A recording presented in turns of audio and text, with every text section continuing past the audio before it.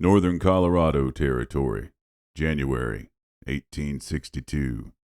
The campfire danced in the snow-dusted night air as First Lieutenant Jimmy Derringer, wide awake for the wee morning hour, gazed into the flames, entranced, fidgeting with the saddle ring of his rifle as it rested, loaded and ready, against his chest.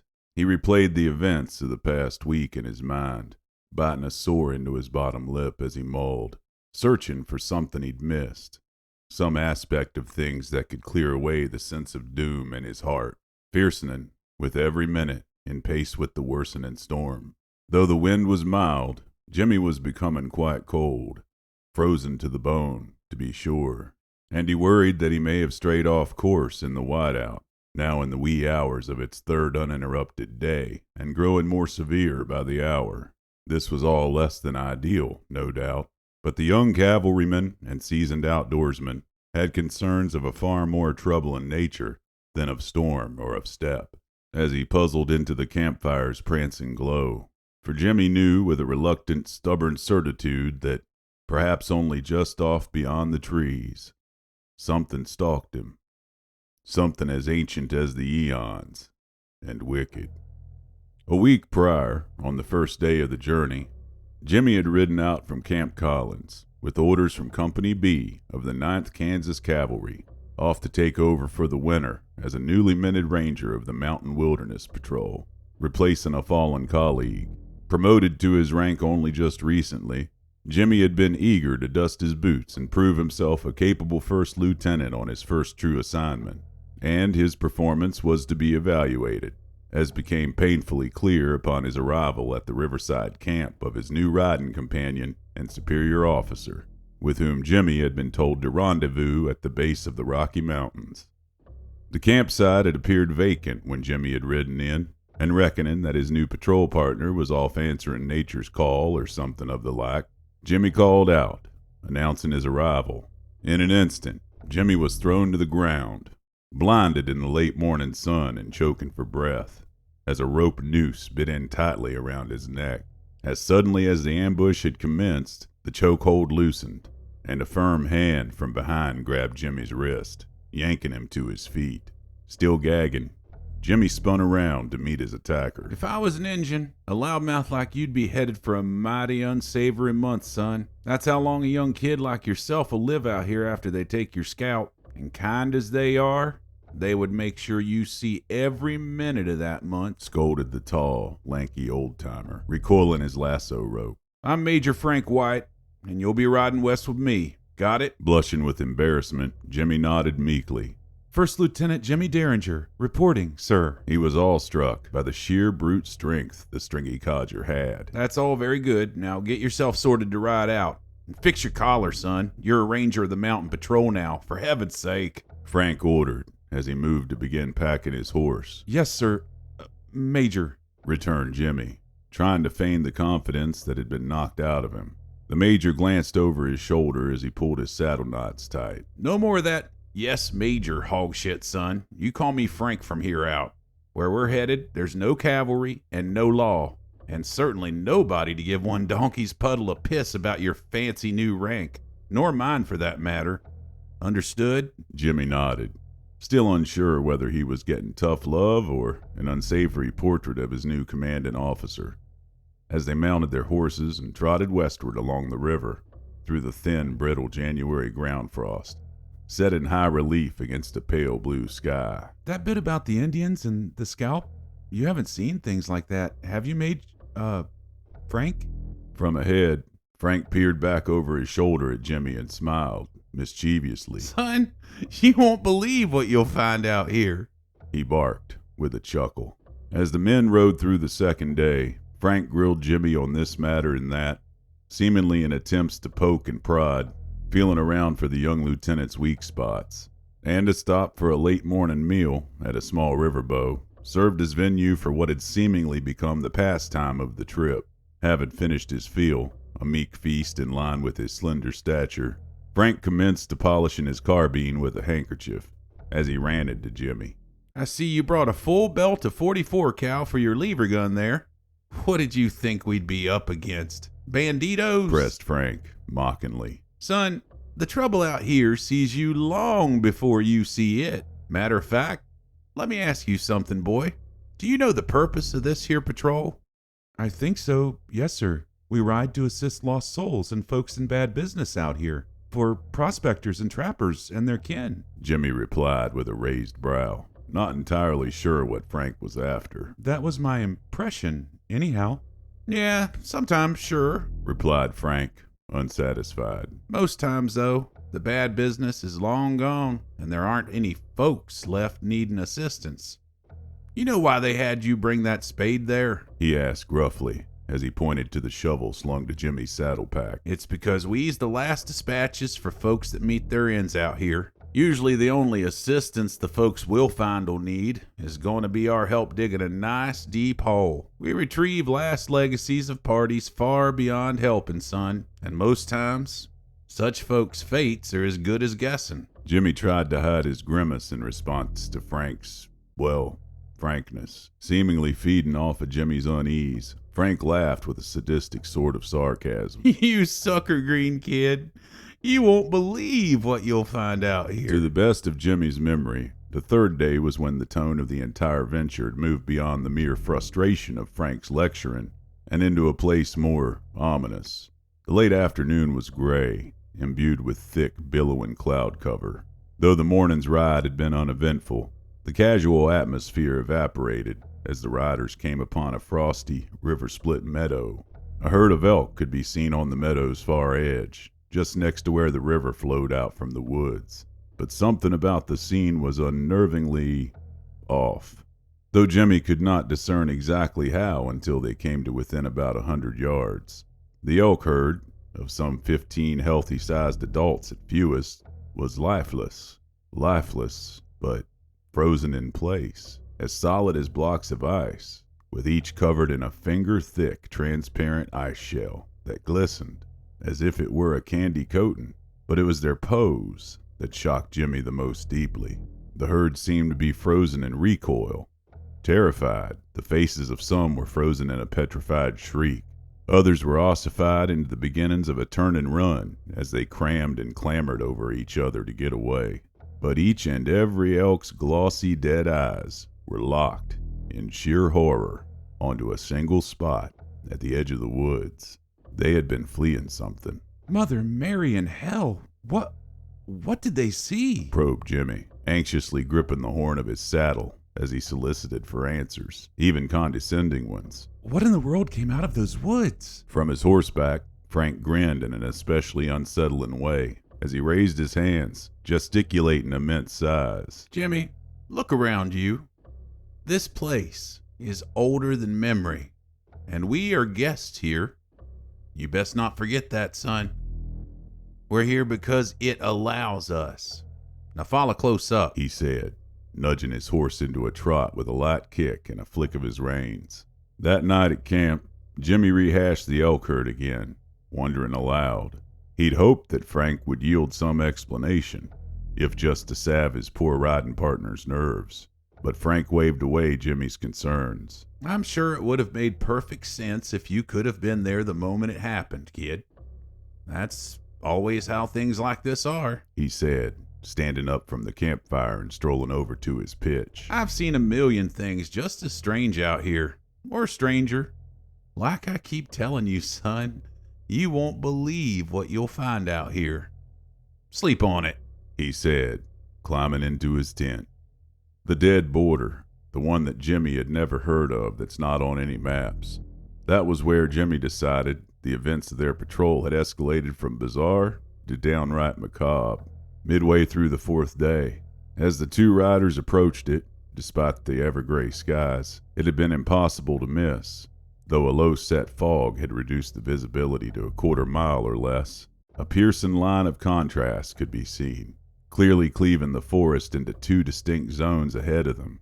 On their side, dense green pines and lush spruce thickets that had garnished the majority of their journey, and on the other side, straight ahead, the forest was sun-bleached, white, and dead. What is this place up ahead? Asked Jimmy, willing to risk belittlement. I've never heard of anything that looks... Forest fire, long ago, interrupted Frank. All that's left behind is bones.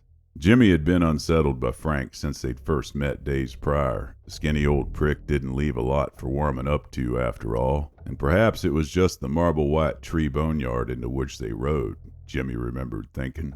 But the way Frank had said what he did shook Jimmy. All that was left were bones. The eerie scenery couldn't have done a better job of helping that creepy bastard in setting his spooky tone, as if on some sinister cue. Just as the men crossed over the border into the dead forest, Frank began to digress. The Crow people won't cross into this place, nor will the Cheyenne. Nobody's old enough to remember exactly why, but the elders say these are wicked lands, that they're evil. Now can you imagine such preposterousness? He asked rhetorically, smiling his impossibly wide, chilling, crooked-toothed smile. Though Jimmy knew it to be ridiculous, he thought Frank's grin stretched wider, even, than usual, as if reaching out to split his skull in half across the middle. That horrible winter-white smile, combined with Frank's thin, balding skull and sunken-in eyes atop his tall, lanky frame, he looked especially skeletal. Yes, though Jimmy knew it was absolutely improbable, he could almost swear that Frank's limbs seemed to be even longer, even lankier than before, that Frank's fingers seemed to have extended, appearing more claw-like, his fingers becoming longer and more nimble. Back on the fourth day, as they crossed the dead border, Jimmy had tried to push it out of his mind, for he did not know then that it would be his last chance to turn back. On the morning of the fifth day, as he ate his biscuit and drank his coffee by the fire, Jimmy came to a horrible realization, made all the more troubling by the events of the previous 2 days, and further worsened by his growing distrust in his new partner. The game trail they'd been following had ended sometime the day prior. Jimmy didn't even notice, apparently, as he'd been lost in an awe-struck melancholy brought about by their fire-bleached deadwood surroundings after crossing the border that day. More worrying was the rapidly deteriorating weather. Snow fell in thin, sharp flakes, and it looked as though the storm would only grow. Jimmy packed his horse silently alongside Frank, until his sense of urgency got the better of his wish to avoid scorn. Frank, I don't reckon you'd see your way into going over the map with me? Asked Jimmy, nervously. It's only that, well, we're off the game trail now, and I figure we should both be familiar in case we have to split. Frank shook his head sternly, silencing Jimmy. Map? Son, the only map out here is this one. He scoffed, pointing to his right temple. And this little doohickey. Frank produced a lump from his coat pocket and tossed it to Jimmy. It was a compass, of Spartan build to put it mildly, with the NSEW etched with some kind of sharp point into the exposed shaky tin dial, along with the name Jacob on the back plate. You can hold on to it if that'll keep your bonnet unbunched. Don't need it after all these years anyhow. And you can spare me your judgments on the build quality, as it was your predecessors. What happened to him, by the way, if you don't mind my asking, Frank? Croaked Jimmy, regretting it instantly. He hadn't truly wanted to know, he thought. Frank grinned his horrible grin. Yes, a wider grin now, more sinister, Jimmy was sure, and pointed his long, spindly finger directly up into the snowfall. These storms, Jimmy, you'll get lost in 'em like that, he exclaimed, snapping his fingers. Jimmy swore he'd seen a new foreboding twinkle in Frank's eyes as he did so. Speaking of, this storm will be an ugly one by the looks of it, so you'll stick to me like a fly on a shit wagon, if you're smart. In line with all that, let the compass serve as a warning to you, more than a bearing. You hear? It's the last living piece anyone'll see of old Jake, and the 100 times more than you'll find of most fools met their ends out here. Now let's get riding, and follow me closely, for Christ's sake, he said, mounting his horse. The men rode northward. Jimmy checked the compass from time to time. As the morning faded to afternoon, the snowfall now having grown into a still, windless whiteout. Just as the men prepared to stop for a midday meal, a dark silhouette appeared out of the snow ahead of them, beyond some trees. As they drew nearer, the shape of a tent and camp could be made out, inside of a tight clearing. On the far side of the shanty, 2 lean mountain ponies stood hitched to a tree, yanking nervously at their reins. Should we post up somewhere out of sight for a bit and watch for activity? Asked Jimmy, Could be danger, right? Won't be necessary, son. Use your eyes, replied Frank, gesturing towards the tent. That thing's got 2 inches of snow on it, and it's only snowed 1 inch since morning. These folks are long gone. Have been since yesterday evening, at the very least. Frank smiled his bone-chilling smile, now easily the widest part of his impossibly thin skull.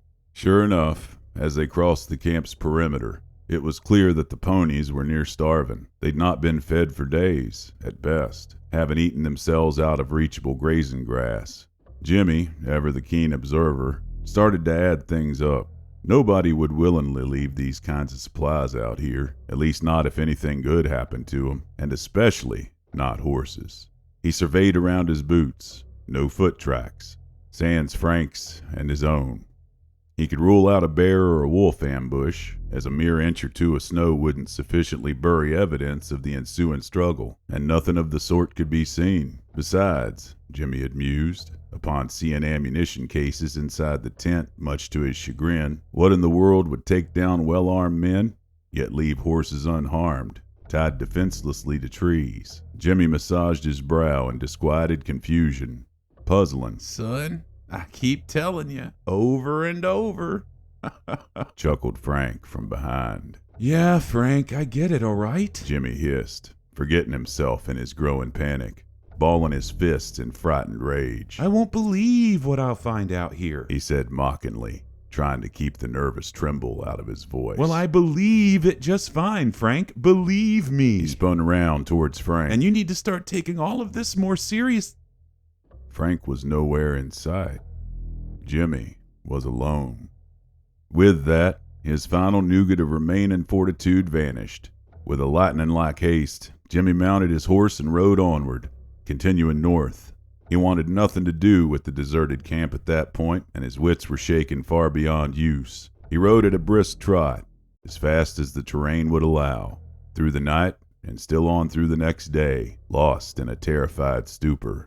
He stopped and made camp only when the blizzard rendered further passage impossible. As he pitched his tent, he could swear he heard a voice on the evening wind. It was cackling.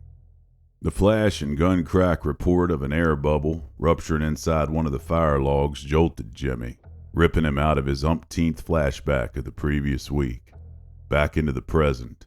He'd seen no sign of Frank or his horse in the day and a half since he'd fled the deserted shanty, and he didn't care to dwell on it. As soon as the sun rose, Jimmy would continue riding on, no matter the storm's fierceness, even if he'd see no further than the tip of his own nose. He needed rest, as riding through the night had left him exhausted. Satisfied that thinking would be easier once he was mobile again come daybreak, he entered his tent and climbed into his bedroll.